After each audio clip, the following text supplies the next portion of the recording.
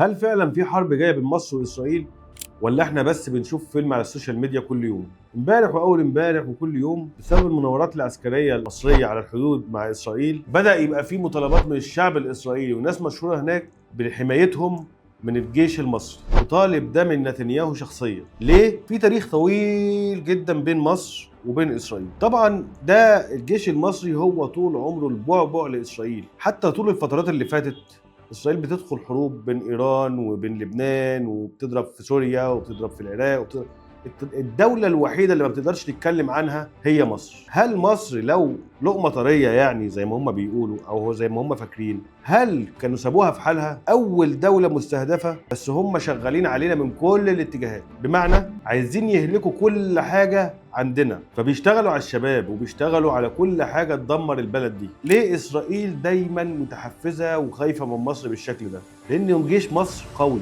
والفترات اللي فاتت من ساعة ما مسك الرئيس عبد الفتاح السيسي والموضوع اختلف تماما كل وجزء. حتى قبل كده طول عمر جيش مصر وهو قوي، واسرائيل بتعمل له مش 1000 حساب، مليون حساب. حتى دايما في امريكا دايما بيحذروا اسرائيل ان هي ما تلعبش مع الجيش المصري، والرئيس السيسي قالها اكتر من مره في اكتر من مناسبه: ما تجربوناش، ما تجربوش الجيش المصري. طيب هل في مشاكل دلوقتي تستدعي الكلام ده بيننا وبين اسرائيل في الوقت الحالي؟ لا، بس الداخل الاسرائيلي بدا يتكلم عن حمايتهم من الجيش المصري من الرعب اللي هم شايفينه في ارضنا، في ارض سيناء، من كميه الاسلحه اللي دخلت ارض سيناء. هم بيشوفوا الكلام ده بيترعبوا في اسرائيل، وان شاء الله نخلينا نرعبكم كده على طول. تخيل بقى معايا انك فاتح موبايل لقيت عناوين بتقول رعب في اسرائيل، تحركات عسكريه مقلقه، تحس كاننا داخلين على حاجه كبيره، بس الحقيقه مختلفه خالص.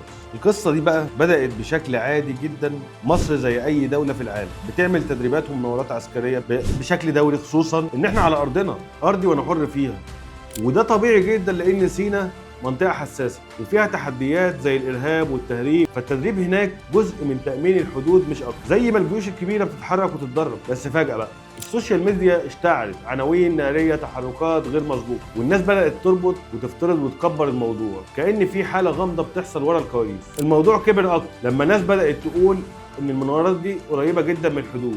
في الواقع إن أي دولة عندها حدود حساسة طبيعي تراقب اللي بيحصل حواليها. إسرائيل بتتابع ومصر بتتدرب، وكل ده داخل في اللعبه الامنيه العاديه. لكن في نفس الوقت اسرائيل دايما حاسه برعب من جواها، حاسه ان هي هيجي لها يوم وهتبقى غير موجوده على الارض. خلينا نفهم الصوره بهدوء.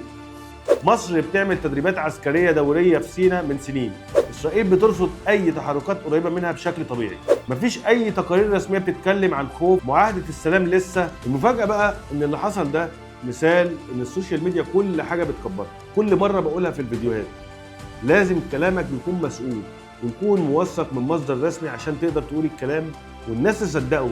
كل كلمه بتتقال مفك بيتضرب في عصب الدوله. الخلاصه بقى، اللي بيحصل مش حرب ومش رعب، ده واقع امني طبيعي في منطقه معقده بين دولتين دايما في توتر بينهم. السؤال بقى، انت شايف ان السوشيال ميديا بقت بتكبر اي خبر عسكري، ولا فعلا المنطقه داخله على توتر اكبر؟ قولوا رايك في التعليقات، والله المستعان، وتحيا مصر.